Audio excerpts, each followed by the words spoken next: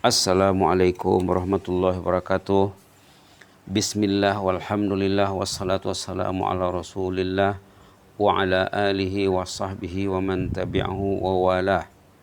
Rabbi shrah li sadri wa yassir li amri wahlul 'uqdatam min lisani yafqahu qawli. Subhanaka la ilma lana illa ma 'allamtana innaka antal alimul hakim. Subhanaka la ilma lana illa ma 'allamtana innaka antal alimul hakim. Subhanaka la ilma lana illa ma 'allamtana innaka antal alimul hakim. Allahumma faqihna fid din wa 'allimna ta'wil waftah 'alaina hikmataka wanshur 'alaina min khazain rahmatika arhamar rahimin. Allahumma zidna wa la tanqusna wa akrimna wa la tuhinna wa a'tina wa la tahrimna wa athirna wa la tusir 'alaina wa adina wa arda'na ya karim. Walhamdulillahirabbil alamin. Alhamdulillah, para pencinta kalamullah, pencinta tafsir Al-Munir yang dirahmati Allah sekalian, kita lanjutkan pagi ini 23 Oktober 2021 bersama serial yang ke-11 tafsir suratul Alaq. Siri yang ke-11, mudah-mudahan terakhir ini, besok kita beralih pada surah yang lain. A'udzubillahi minasyaitonir rajim. Bismillahirrahmanirrahim. Iqra bismi rabbikal ladzi khalaq. Khalaqal insana min 'alaq. Iqra wa rabbukal akram. Alladzi 'allama bil qalam. 'Allamal insana ma lam ya'lam. Kalla innal insana la yatgha. Ar-ra'ahu istaghna. Inna ila rabbikar ruj'a. Ara'aita alladzi yanha 'abdan idza shalla. أرأيت إن كان على الهدى أو أمر بالتقوى أرأيت إن كذب وتولى ألم يعلم بأن الله يرى كلا لئن لم ينته لنسفعا بالناصية ناصية كاذبة خاطئة فليدع ناديه سندع الزبانية كلا لا تطعه واسجد واقترب. Shadaqallahul azim. Kita berangkat ke pedoman hidup dan hukum hakam ataupun fikih kehidupan. Kita semak edisi Jakarta halaman 607. Halaman 607. Kalau mau menyemak edisi Malaysia halaman 322 insyaallah ya. Demikianlah Profesor Dr. Wahbah Zuhaili merumuskan beberapa dapatan dari surah Al-Alaq. Nomor 1, ayat-ayat ini menunjukkan hal-hal berikut katanya. Allah menyatakan sifat Abu Jahal sebagai pembangkang, pemberontak dan sombong. Abu Jahal melarang Nabi dan pengikut baginda untuk beribadat kepada Allah. Allah memerintahkan untuk beribadat kepada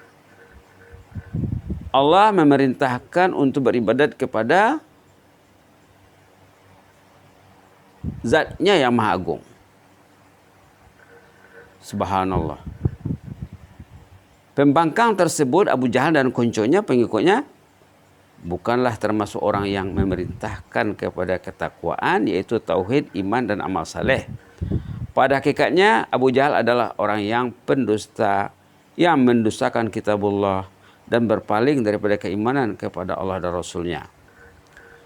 Allah mengancam para pembangkang ini kelak pada hari kiamat.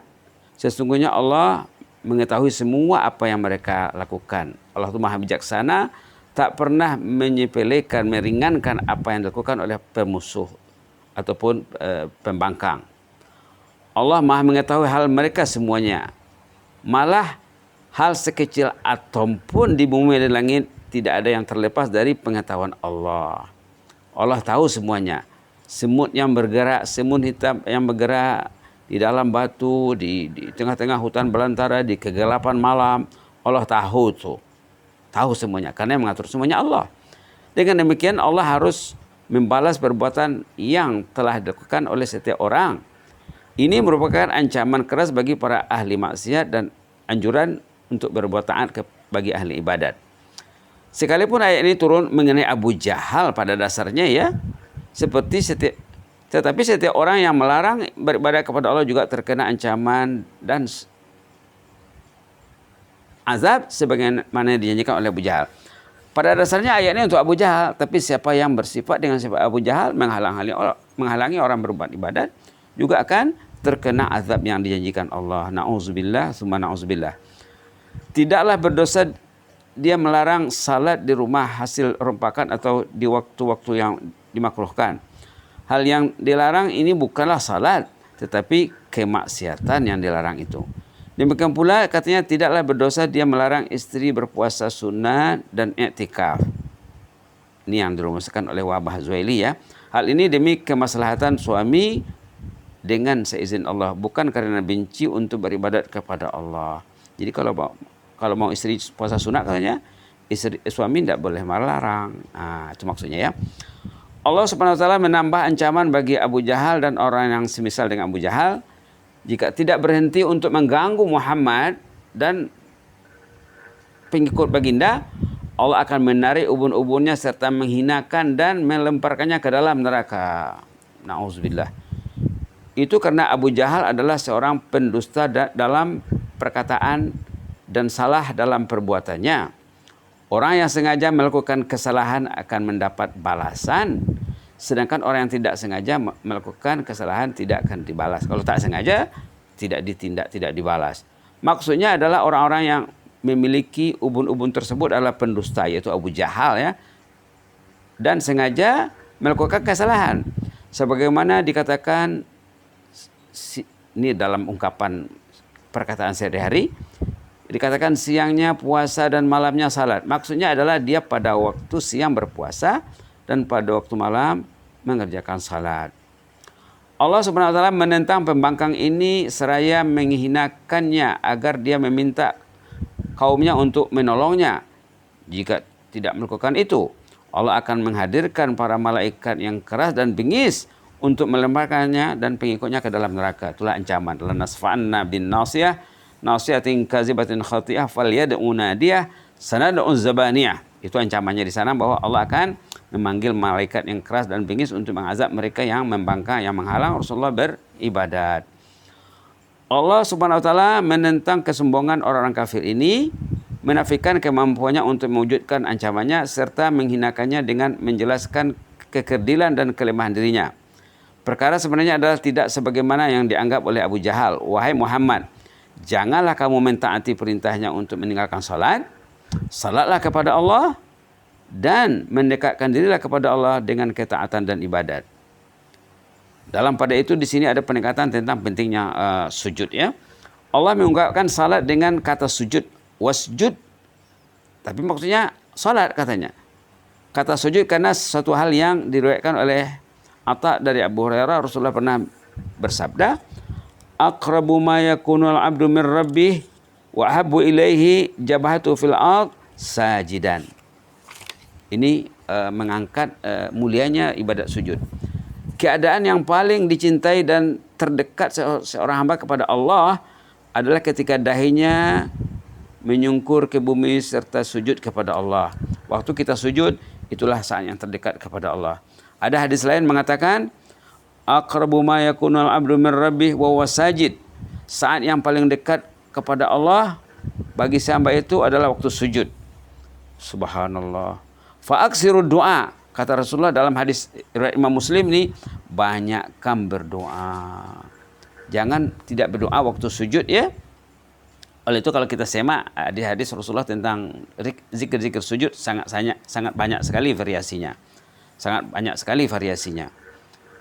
Disebabkan itulah sujud di atas bumi merupakan puncak penghambaan dan kerendahan.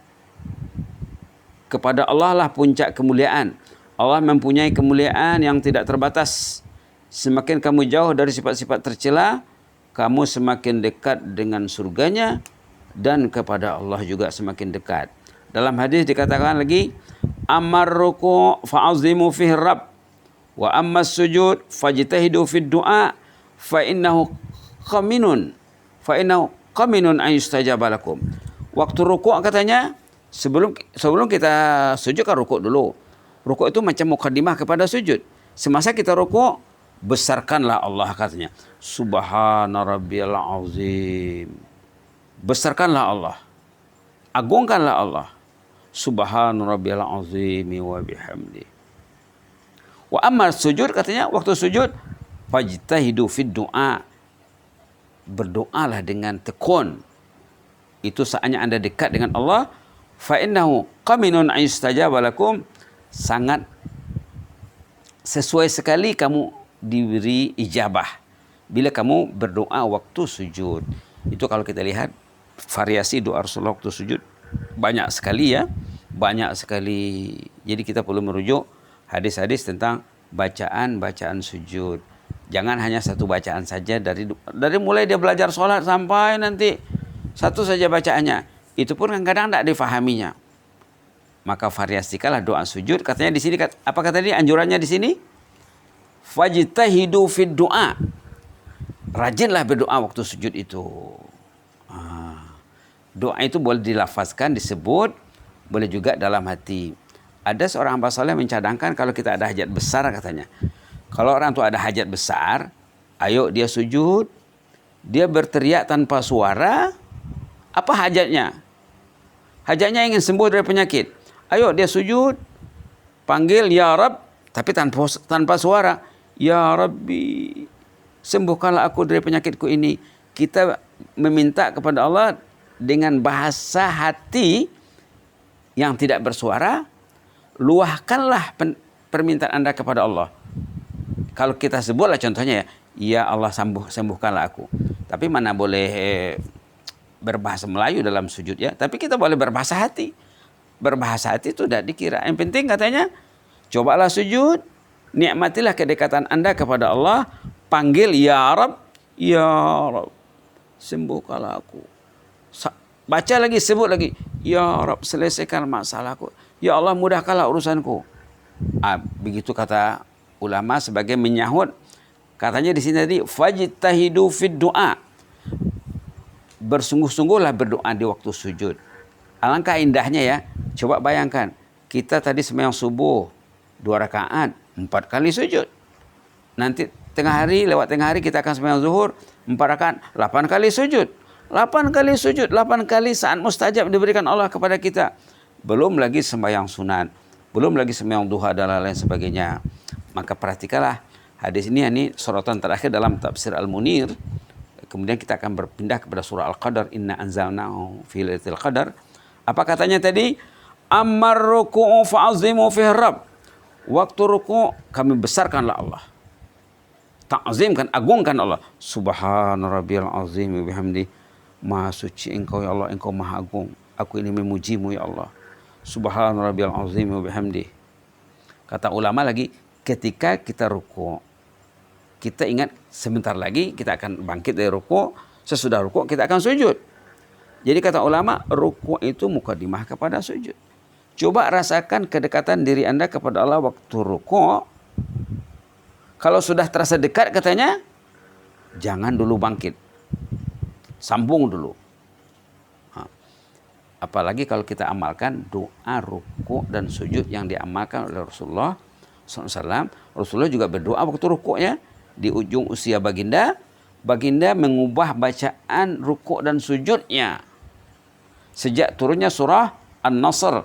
Iza jaa nasrullahi wal fatah wa ra'aitan nasa yadkhuluna fi dinillahi afwaja fasabbih bihamdi rabbika wastaghfirhu innahu kana tawwaba. Boleh disemak tafsir Al-Munir tentang tafsir surah An-Nasr bahwa Rasulullah mengubah bacaan rukuk dan sujud sejak turunnya surah ini sampai meninggal, sampai wafat. Doanya apa? Subhanakallahumma rabbana bihamdika allahumma ighfirli. Dibacanya di waktu rukuk. Di waktu sujud juga dibacanya doa yang sama. Subhanakallahumma rabbana bihamdika allahumma ighfirli. Artinya bukan lagi mengagungkan Allah saja waktu ruku', malah minta doa juga. Kenapa baginda mengubah bacaan ruku' dan sujudnya di ujung usia? Karena baginda mendapat arahan dalam surah An-Nasr yang terakhir turun. Mendapat arahan menyuruh melakukan 3 hal. Ayo kita baca surah An-Nasr. A'udzubillahi minasyaitonirrajim. Bismillahirrahmanirrahim. Iza jaa nasrullahi wal fath wa ra'aitan nasa yadkhuluna fi dinillahi afwaja fasabbih bihamdi rabbika wastaghfir innahu kana tawwaba. Ada 3 perintah yang diminta dalam surah An-Nasr ini. Bagi yang buka Quran halaman 603. Ada 3 perintah di ayat terakhir turun dan di ayat yang terakhir. Ayatnya 3 ayat pendek saja. Ayat terakhir mengatakan macam mana? Fasabbih bihamdi rabbik. Bertasbih dan bertahmidlah. Sudah 2 perintah di sana. Wastaghfir, dan beristighfarlah. Nabi saja disuruh beristighfar ya. Nabi saja disuruh beristighfar, apalagi kita ini. Nabi yang maksum, yang bersih, disuruh beristighfar. Istighfar itu wajib. Istighfar wajib. Baik. Apa maksudnya? Maksudnya sejak turunnya surah ini, Rasulullah mengubah bacaan rukuk dan sujud sampai meninggal dunia. Kata Aisyah, sangat banyak dibaca baginda ini dalam rukuk dan sujud. Subhanakallahumma rabbana bihamdika Allahumma ighfirli. Subhanakallahumma rabbana bihamdika Allahumma ighfirli. Subhanakallahumma rabbana bihamdika Allahumma ighfirli. Itu baru 3 kali. Kata Aisyah, sangat banyak dibacanya. Mungkin berapa? Mungkin 7. Mungkin 11, mungkin lebih. Subhanallah. Subhanallah. Jadi kita kena belajar. Kalau belum dapat lagi doa yang terdapat dalam hadis sahih itu, susah nak menghafal, tidak apalah dibaca doa yang biasa dibaca saja. Subhanallah bihamdi, tambah dengan Allahumma ighfirli. Subhanallah ala bihamdi Allahumma ighfirli. Subhanallah bihamdi Allahumma ighfirli. Waktu sujud, waktu rukuk, Subhanallah azim wa bihamdi Allahumma ighfirli. Subhanallah azim wa bihamdi Allahumma ighfirli. Coba hayati istighfar itu. Jangan kita tergolong ke dalam orang yang beristighfar tapi tidak ada penghayatan. Katanya orang yang beristighfar tanpa penghayatan, istighfarnya memerlukan istighfar tersendiri. Ini yang disyarat oleh Fudail bin Iyad rahimahullah dalam kata hikmah beliau. Mudah-mudahan kita mendapat rahmat Allah. Aqulu qouli hadza wa astaghfirullah li wa lakum. Allahumma zidna wa la tanqusna wa akrimna wa la tuhinna wa atina wa la tahrimna wa athirna wa la tusir alaina wa adina wa radana ya karim. Na'udzu biridaka min sakhatik wa bi mu'afatika min uqubatik wa na'udzu bika minka la nuhsi tsanan 'alaik anta kama asnaita 'ala nafsik. Allahumma fas sultana wa iyana wal muslimin. Allahumma fas sultana wa iyana wal muslimin. Allahumma fas sultana wa iyana wal muslimin wan nas ajma'in. Allahumma fasna min kulli su'. Allahumma fasna min kulli makruh fil hali wal ma'al. Fallahu khairun hafizah wa huwa arhamur rahimin. Idfa' anna hadzal bala bima syi'ta wa kaifa syi'ta innaka 'ala ma tasha'u qadir. Innaka ni'mal maula wa ni'man nasir. Subhana rabbika rabbil izzati amma yasifun wa salamun alal mursalin walhamdulillahi rabbil alamin. Inni uhibbukum fillah wa jazakumullahu khairan wa barakallahu fikum wa astaudi'ukumullah alladzi la tadhi'u indahu wada'i'uh. Wassalamu alaikum warahmatullahi wabarakatuh.